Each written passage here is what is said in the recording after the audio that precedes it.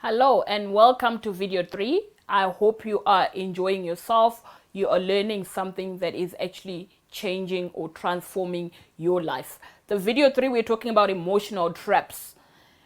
So when we actually experience emotions and we do not process them, and I'm talking about negative emotions here, because what we need is more of the positive emotions, but research has shown that is 83% of people are dominated by negative emotions. So when you are dominated by negative emotions, you are now trapped. You are now experiencing this emotion over and over again. This is a question I normally ask in my seminars. How many of us experience emotions for days, for years, for months even?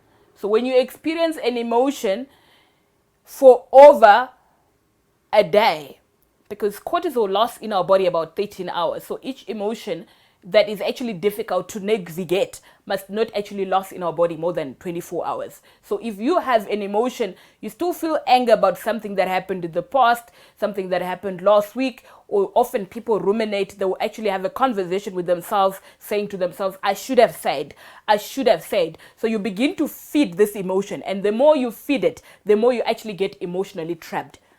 What is a trap? A trap is something that fixes you or that puts you in one position.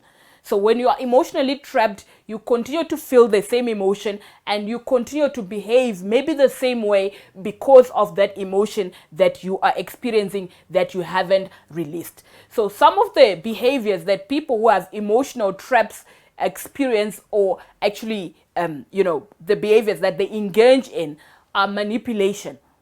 So when someone manipulates you or try to get their needs met through manipulation, that's a trap. So they are trapped with a negative emotion themselves, and the only way they think to get their need met or their emotional need met is to manipulate someone else to meet their need. Or sometimes you have people trapped in guilty. Something happened and you're still feeling guilty years and years later. Or you are trapped in shame. You think you're not good enough, you don't feel great about yourself, or you don't feel great about something that you did, so you're actually trapped in shame. Your dominant emotion becomes shame.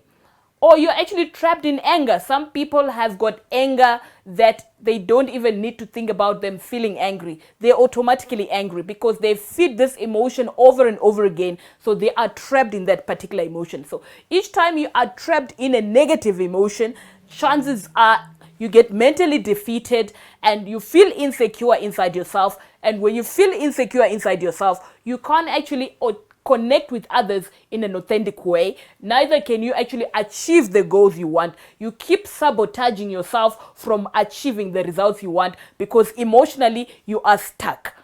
So we need to manage our emotions, allow them to move through and out so that they don't get stuck in our body. Because when they get stuck in our body, emotions are the second biggest killer after medicine. They can actually cause unwellness inside your body. They can cause disease inside your body. So some of the diseases that we experience are a result of emotional traps. We've experienced this dominant negative emotion, which is toxic to your body over a longer period of time, and the result is negative as well. Not only from the behavioral perspective, but also even from a health perspective, but also even from a relational perspective. You keep on doing certain things that push people away from you, and you wonder why you're not achieving the sense of belonging that you require. Is because you need to check what emotional trap do you have. And the emotional trap can come from as far as, during your childhood, stuff that happened, either emotional neglect or even abuse that was done to you, in terms of emotional abuse by the parents, by the teachers, by your other colleagues, things like bullying that can actually affect your emotions, and you can actually get trapped at an emotional level. So we need to recognize our emotional patterns, our emotional habits, and check which are the dominant emotions and from where do these dominant emotions come from, so that we can release ourselves from the emotional trap by going back to feel the emotion, the source, and also understanding where it actually came from and allowing it to dissipate, move through your body, so that you actually don't continue to get trapped at an emotional level. Thank you. I look forward to seeing you in the next video.